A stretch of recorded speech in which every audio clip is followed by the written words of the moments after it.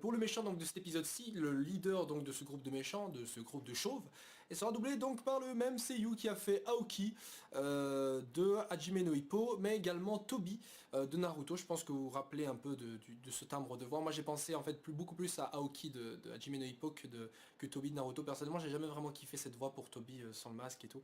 Enfin pour Obito. Enfin bref, j'aimais pas du tout le truc. Donc du coup, moi, pour ce type de voix, je le vois uniquement pour quelqu'un d'un peu casse-couille comme ça. C'est une voix à la base très drôle, je trouve. Elle est plus humoristique de temps en temps. Et j'arrive pas à la prendre de sérieux. C'est pour ça que dans Naruto, ça passait pas trop. Il y a des moments où ça allait, mais en grande partie, ça allait pas trop, quoi. Enfin, bref, bon, il y a moyen parfois qu'ils prennent un ton qui soit très sérieux, mais avant tout, j'ai toujours considéré cette voix comme humoristique.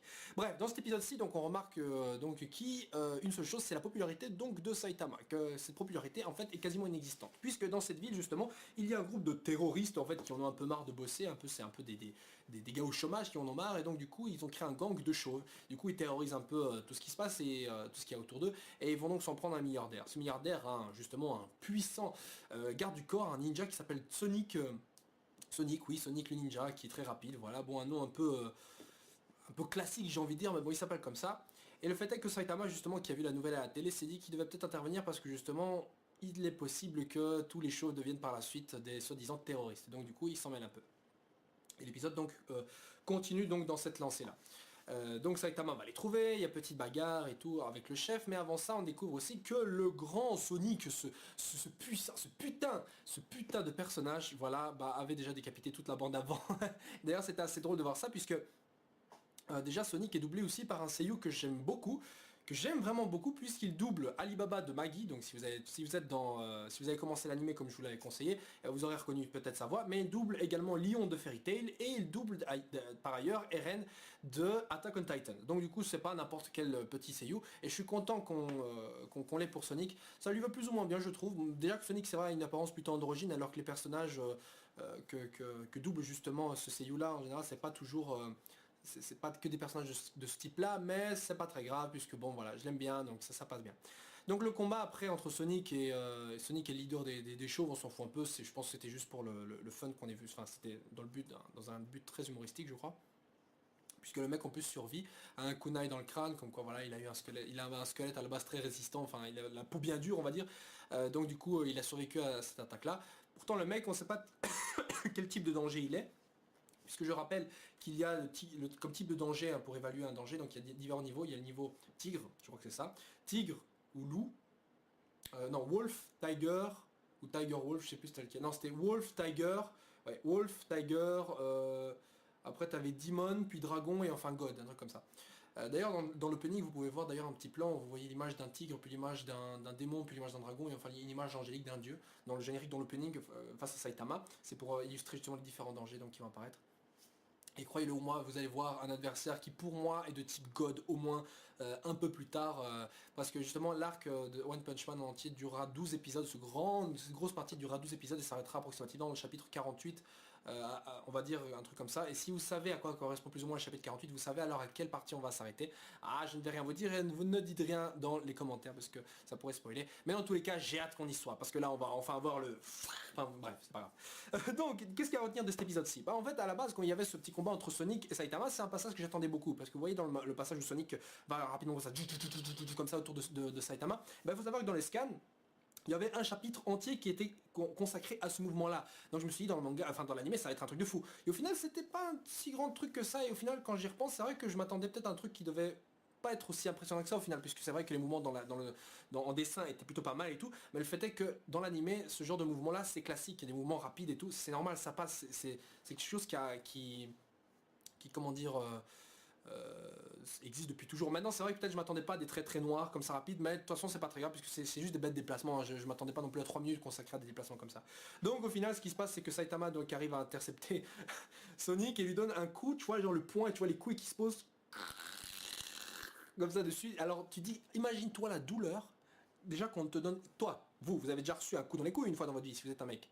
Et ben imaginez maintenant que vous recevez un coup dans les couilles de la part avec un poing serré de la part du mec qui explose tous ses adversaires en un coup. Imaginez un peu la douleur. Donc je trouve que ici, bien que Saitama soit vraiment vraiment retenu, en fait il a pas mis de force, c'est juste les couilles, il a juste mis son bras un peu inerte comme ça et juste les couilles sont cognées dessus.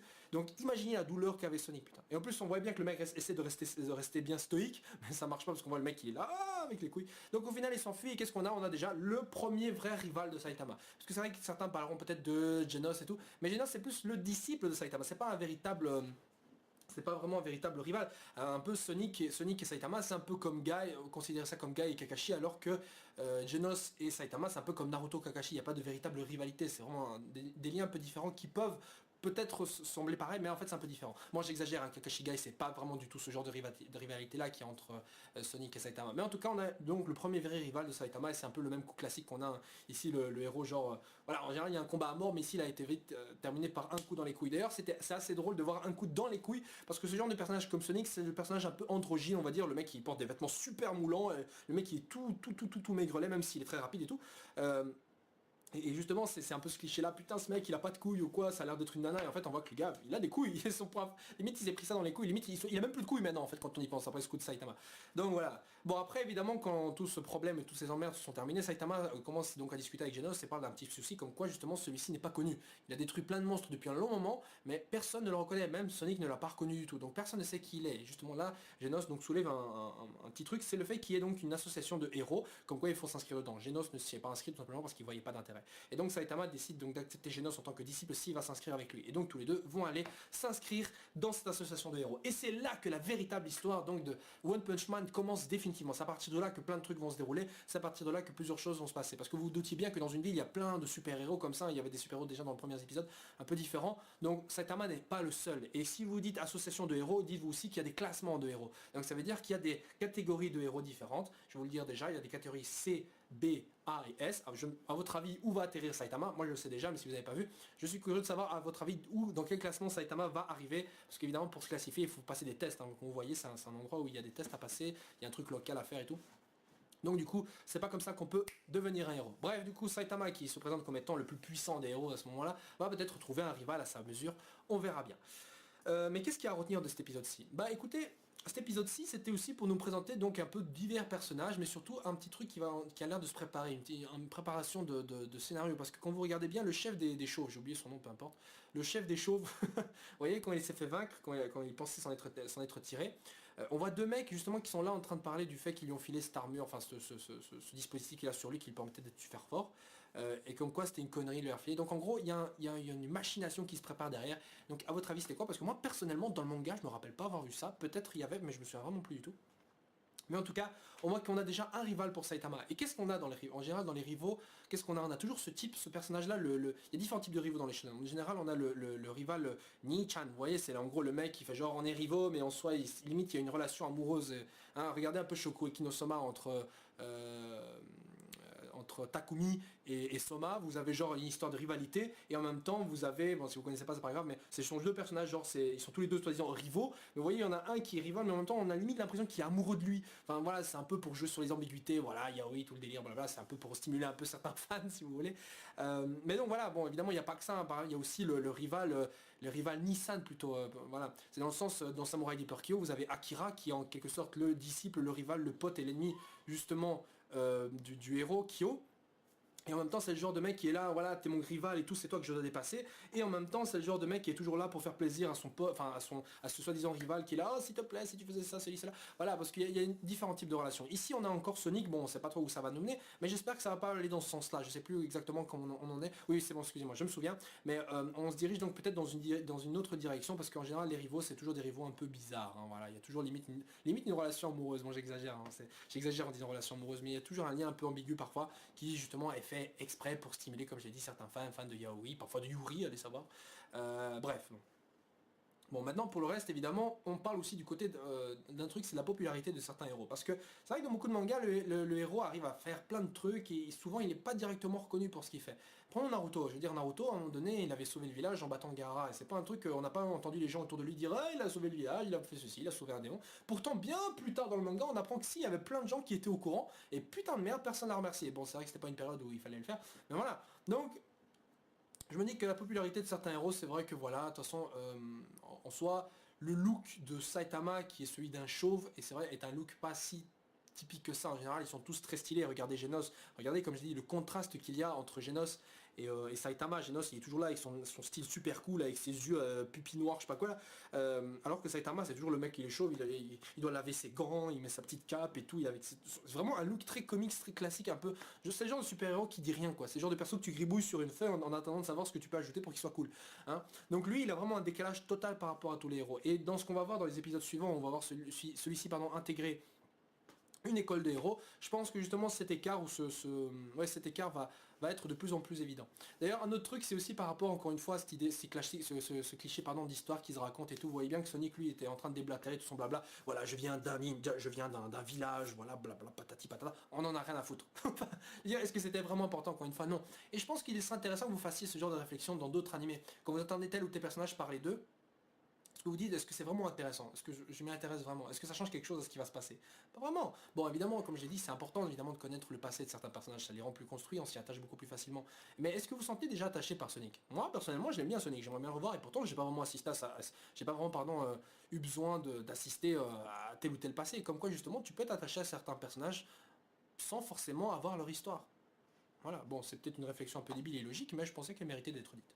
Bon, alors maintenant, encore une fois, Saitama ne trouve pas donc adversaire à sa mesure, et on voit bien que même au niveau vitesse, le mec est très fort. Parce que c'est vrai que jusqu'ici on a vu que le mec arrivait à se défendre niveau puissance, mais on n'avait pas vraiment vu ce qu'il en était question vitesse. Donc question force, on est assuré qu'il est très très fort.